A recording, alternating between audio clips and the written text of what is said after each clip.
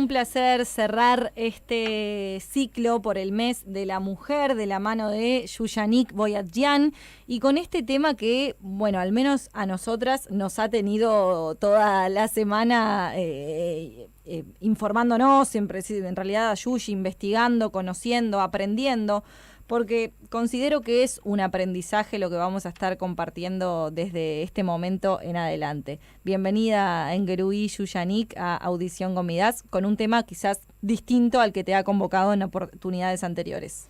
Bueno, muchas gracias por la invitación y bienvenidos en este programa de Gomidas.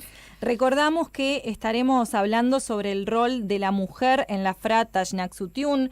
La pregunta que establecimos en la imagen de difusión fue ¿dónde estaban las mujeres en la lucha de liberación nacional y qué lugares ocupan hoy? Es ese el tema central de esta charla que, como decía, llevó mucha investigación. Y aclaro esto de la investigación porque los temas que vamos a conversar a continuación no son fáciles de encontrar o no son fáciles de acudir a ellos, porque es información que no se ha difundido a lo largo de la historia ni ahora. Para empezar por el principio que fijamos, ¿quiénes son las mujeres revolucionarias de los inicios de la FRA? Sabemos que hay figuras que se dieron a conocer con determinada insistencia, como Sosé Mayrik, o como lo puede ser el caso de Rupina de Maró, en menor medida quizás, pero hay otras que no, que son historias más desconocidas. ¿Quiénes son las mujeres que deberíamos mencionar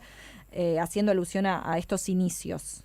Bueno, sí, como decías, Romina, hay muchísimas mujeres, más allá de las que conocemos de forma emblemática e histórica, que lamentablemente sus nombres no nos resuenan tanto porque no los hemos escuchado, no están tan difundidos, no se han difundido tanto en la historia, y son muchísimas mujeres que están de cierta manera invisibilizadas y que hoy también es nuestra tarea visibilizarlas por la importancia que han tenido.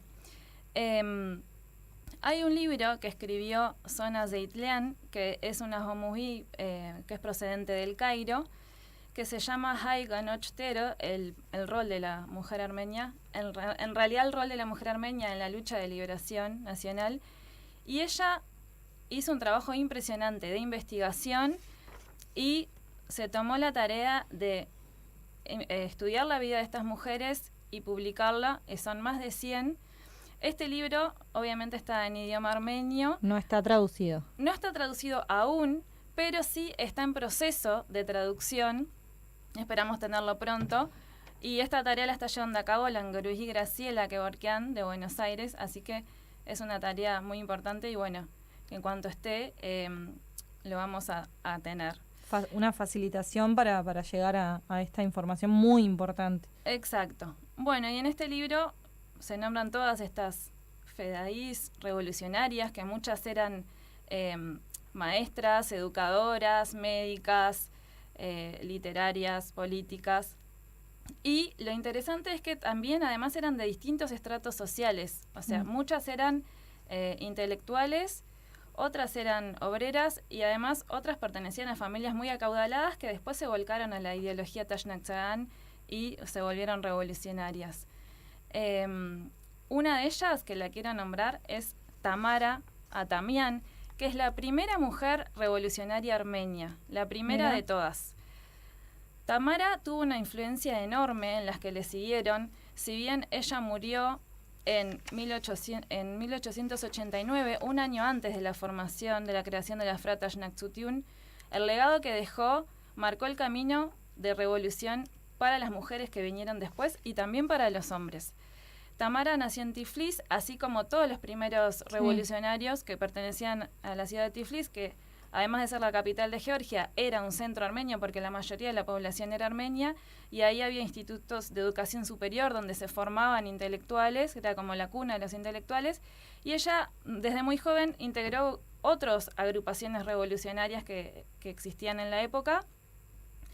Y bueno, y las tareas principales que tuvo fueron, dentro de estas agrupaciones revolucionarias, era acoger a los refugiados que venían desde la Armenia otomana, desde Yergir, como se le decía, los acogía ahí, les daba casa, pero además se ocupó de su educación, de inculcar el ideal revolucionario en el despertar del pueblo que estaba oprimido en ese momento, y además, no solo eso, sino que también los entrenaba a nivel militar, o sea, les enseñaba el uso de las armas a todos estos obreros y otro tipo de refugiados de todos los estratos que venían a Tiflis.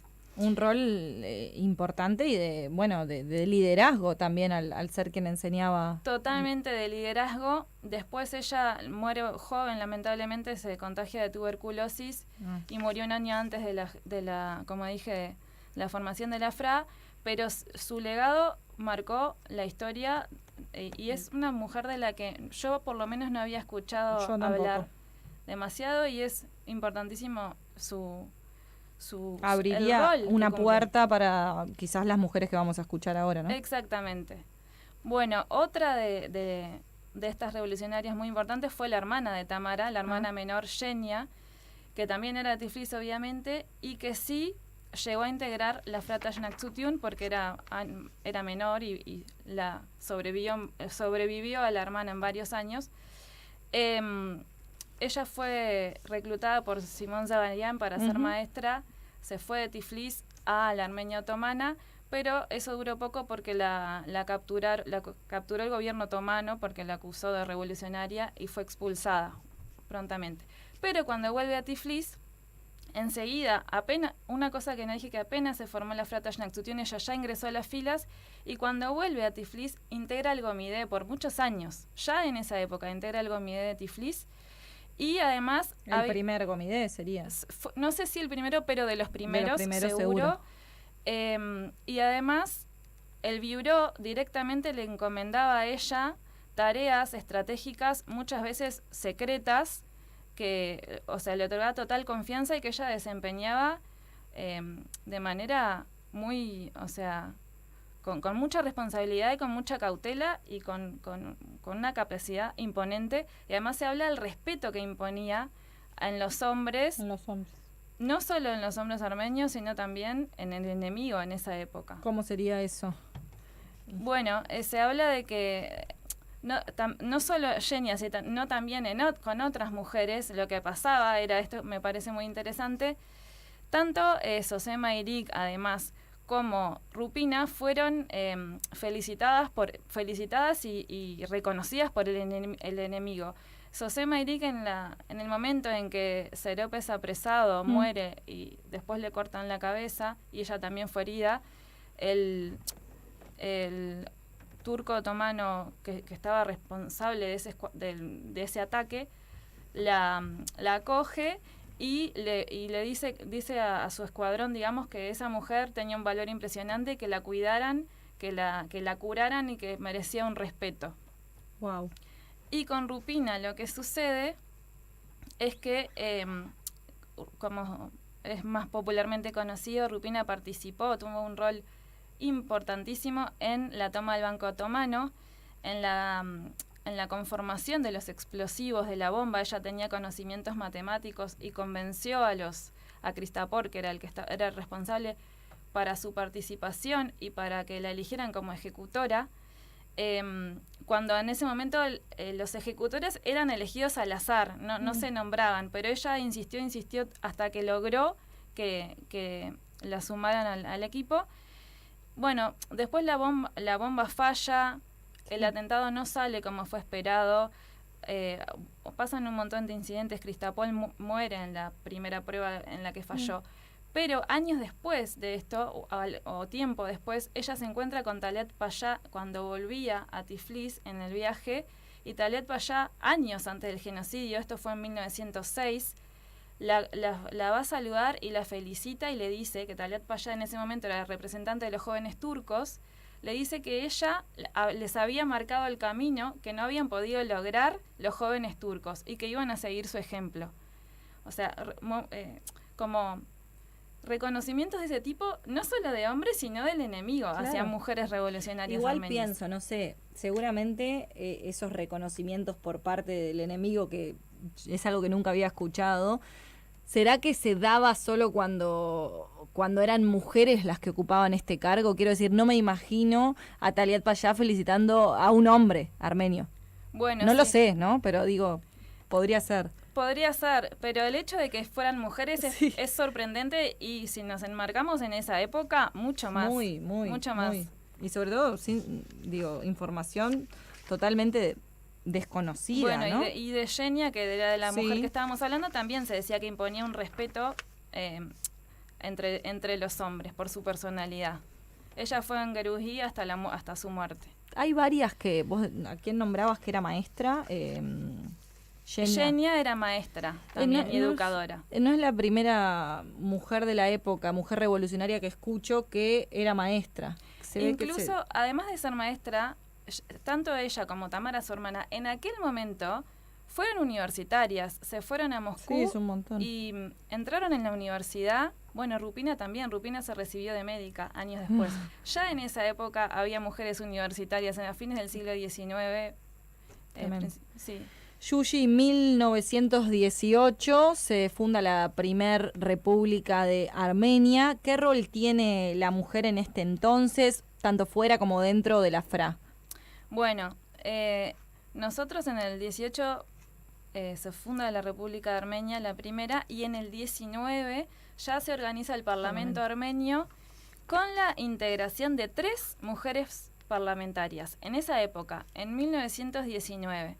Estas mujeres, cuyos nombres son Berjui Parsejian, Katerin Zalian, que era la esposa de Aram Manoukian, y Bárbara Sahakian, ellas 3 marcaron el destino de la República en muchos sentidos, de la República y de la diáspora. Claro. Berjui era maestra, también como decíamos recién, y ella tuvo un rol muy importante en la formación de la Constitución. Mira. En cuanto a la legislación y los derechos, que le daba oportunidades e igualdades a las mujeres. En 1919, cuando en el mundo todavía estaba a años luz todo esto, en Armenia ya se había logrado el sufragio universal. La mujer tenía derecho al voto en esa primera república. O sea, nunca fue una lucha posterior el derecho al voto en la mujer en Armenia. Re avanzados en ese sentido. Muy avanzado en ese sentido, y además generaron otras leyes que le daban a la mujer la importancia que tiene que tener en otros ámbitos también. Las otras 2, Catherine y Bárbara, eran médicas. Que bueno, en aquel momento eran médicas de orfanatos, que había muchos orfanatos porque estábamos todavía durante el genocidio, y una de ellas fue miembro del Comité de Salud de la época, y la otra, Bárbara, fue diputada ya en esa época. Seamos conscientes como del contexto, ¿no? Ahora decíamos en pleno genocidio, se estaba buscando la liberación de la patria, se consigue la primera independencia de Armenia, un montón de conflictos en la región también en ese entonces, y es así que Armenia cuenta con 3 mujeres parlamentarias, no es un dato para nada menor. Para nada menor, incluso cuando cae la República y Armenia entra en la Unión Soviética, ellas se abocaron al auxilio de los refugiados y de los exiliados también. Tanto estas como otras mujeres revolucionarias de la época, ¿crees que cambian, o que la difusión de esta información podría cambiar lo que es el paradigma en cuanto a lo que es la lucha? Y esto no es un tema lejano ni ajeno, porque hoy estamos dando noticias en las que Azerbaiyán continúa la agresión militar contra Artsaj. En el 2020 fue la declarada guerra de los 44 días. El rol que asuma o que pueda asumir la mujer hoy para defender a la patria, ¿puede tener que ver con este legado? Ni hablar. Pienso que históricamente estas más de 100 mujeres, de las que hay en el libro, debe haber muchas más, ¿no?, que están anónimas, marcaron sin dudas el camino a seguir para el presente. Claro. Eso, es así. no creo que haya ninguna duda al respecto. Bueno, al presente y a todo el siglo XX y siglo XXI, ¿no? ¿Qué se vio en el 2020 en cuanto al rol de la mujer en la guerra de Artsaj? Bueno, ahí, para poner un poco en contexto, en el 92, cuando se forma oficialmente, se institucionaliza el ejército militar en la primera guerra de Artsaj, ahí solamente había hombres, se reclutaban hombres. Recién en el año 2010 se permite el reclutamiento de mujeres en el ejército. ¿Cuántos años después? Hace nada, ¿no? 12 años. Y en el 2014 hay cambios legislativos en la Constitución y se permite el ingreso de mujeres en la escuela militar, año 2014. En el 2016 ya las Fuerzas Armadas también le empiezan a otorgar a mujeres tareas más importantes como a nivel de inteligencia, ¿no? Que coincide yo creo que tiene que ver de alguna manera, porque en el 2016 fue la guerra de los 4 días. Justo ahí hay también cambios. Pero eran muy pocas las mujeres que estaban en el ejército. Incluso las primeras se abocaban a roles, el rol que se les daba no era de ir al frente concretamente, eran otros roles. Eran el de acoger a los heridos, el de la asistencia médica, ¿no? La parte de enfermería. Sí, que si bien no es menor, hay como una diferenciación de género ahí. Exacto, roles administrativos, claro, o de cocinar, o de atender a los refugiados, a los heridos más en la posguerra. Y no era tan... No al frente. No era tan visible que fueran al frente, si bien había algunas pocas que sí iban. Después del 2020, en el 2020, cuando empieza la guerra, otra vez el reclutamiento a las Fuerzas Armadas era hacia hombres entre 18 y 55 años. La Constitución dice que todos los ciudadanos deben responder a la defensa del pueblo, pero hay una contradicción porque en realidad el servicio militar es obligatorio para los hombres, pero es voluntario para las mujeres. Entonces ahí hay como una contradicción. Como una contradicción. Y en el 2020 ya se empieza a revolucionar toda esta cuestión de género, porque bueno, las mujeres empiezan a querer participar más fervientemente de las posiciones de francotirador y de estar al frente, y empiezan a ver cada vez más, se empiezan a entrenar y se formaliza el trabajo militar, o sea, de las mujeres está totalmente formalizado. O sea, se preparan. Se preparan y es su trabajo, que eso me parece que no es nada menor. Si bien igual todavía obviamente hay un montón de resistencias, ¿no? No hay mujeres casi generales o hay muy poquitas, y las que van creciendo llegan hasta cierto nivel y después no crecen más, pero de todas maneras es un avance para los años anteriores. Hoy las mujeres además se siguen encontrando contradicciones, porque si bien no les dan el rol preponderante o hay ciertas trabas, sí para la guerra del 2020 había mujeres que las utilizaban para reclutar a los hombres y para entrenarlos. Entonces hay como una ambigüedad ahí. Y es creo, ¿no? Es parte del camino que se está estableciendo. Esto no va a ser un cambio radical de un día para el otro, y seguramente esta participación mayor de la mujer defendiendo la patria tiene que ver con el movimiento mundial que se está dando en defensa de los derechos de la mujer, en defensa de la igualdad de género. A su tiempo, con sus formas, con las diferencias culturales y con las necesidades distintas que existen en Armenia. Estamos hablando de armamento, o sea, estamos hablando de una diferencia muy grande con los derechos que acá reclamamos, que si bien apuntan a lo mismo, nótese la diferencia que existe, ¿no? Exacto, sí, tal cual. Sí, hay que ponerlo en el contexto mundial. Y sí, me parece muy importante que el porcentaje de mujeres, si bien es la minoría, ha crecido un montón en estos últimos años. El Ministerio de Defensa de Armenia no da ese dato oficial porque lo considera secreto de Estado de cuál es el porcentaje femenino dentro del ejército, pero sí hay algunos datos no oficiales que dicen que está alrededor del 9%. Mira. Y bueno, se habla de que hay más de 2.000 mujeres en los escuadrones militares. Esto hablando de los trabajos formales. Después hay un montón de mujeres voluntarias al frente, que de eso no se conoce el número tampoco. En Geruí Yuyi son las 14:57. Quisiera dedicar estos últimos minutos a hablar del rol de la mujer en la FRA, en la región sudamericana, cómo ha empezado la participación femenina, cómo ha evolucionado y en qué situación estamos hoy. Bueno, perfecto. Bueno, el Bramiango Mideutiun, o sea, el Taxnaxutiun se funda en nuestro país en 1927 y un año después, en el 28, se forma el primer Gomide y se le pone el nombre de Bramián. En ese momento eran todos dos hombres, obviamente. Recién la primera mujer en Gerují ingresa en el año 52, que fue la Gerují Victoria Harputlian. Pasaron varios años y recién en el 69 ingresan otras dos. En el 69. En el 69, wow. Que son las hermanas Hagopian, Alice y Anush. Ajá. Bueno, después con el paso del tiempo van ingresando otras. O sea, durante todos esos años que no mencionás, siempre fueron hombres. Siempre fueron solo hombres. Exacto.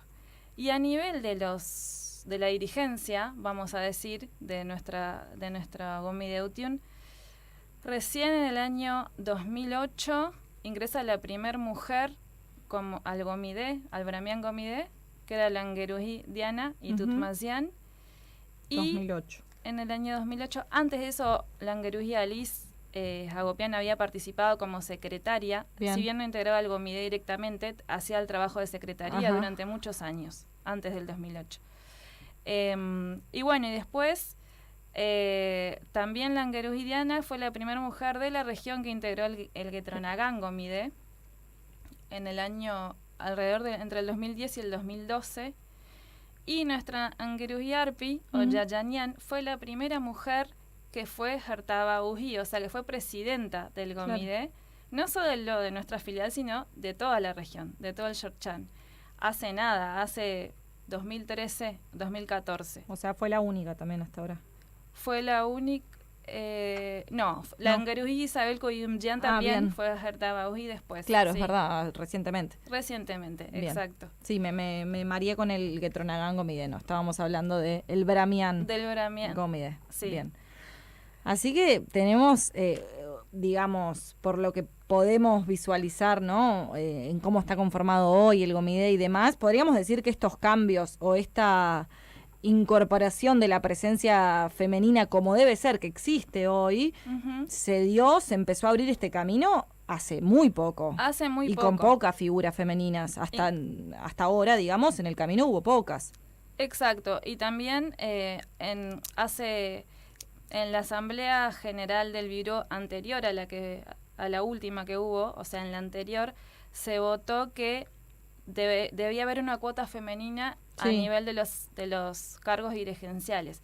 Esa cuota femenina no es un porcentaje establecido, sino que es un porcentaje que debe reflejar la cantidad de mujeres que hay en esa filial a nivel dirigencial. Claro. O sea, tiene que estar reflejado, tiene que ser coherente con el porcentaje, respetar ese porcentaje. En Montevideo, en nuestra filial, en Bramián, no es necesario porque somos 45% de mujeres en nuestro Gomideutiun y en nuestros Gomides hubo mujeres y sigue habiendo mujeres, mayoría diría. Pero en otras filiales, en otras regiones no siempre se respeta esto como debería respetarse. Bien, Eso o sea, existe la resolución, pero no siempre es respetada. Está bueno esto último que decías, que bueno, salvando las diferencias con otras regiones, que por supuesto el anhelo es que se pueda respetar en todos lados, pero está bueno destacar que lo que sucede acá en el Bramián Gomide es que ni siquiera hay que establecerlo como una norma, porque con naturalidad sí, las mujeres como los hombres, como quien tenga la capacidad para hacerlo, ocupan hoy en nuestras instituciones, ya sea en el Bramián Gomide como en todas las instituciones que conforman el club, integran estos cargos sin diferenciación de género en este caso, ¿no? Estamos hablando acá. Sí, Uruguay siempre la vanguardia, por suerte en ese sentido.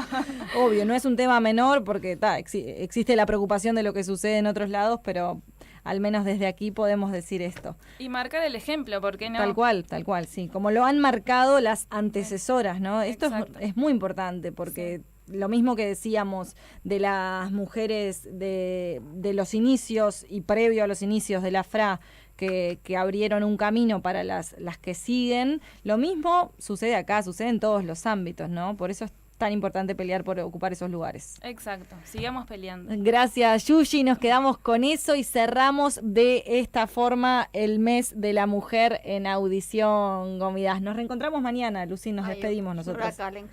Muchas gracias. Gracias.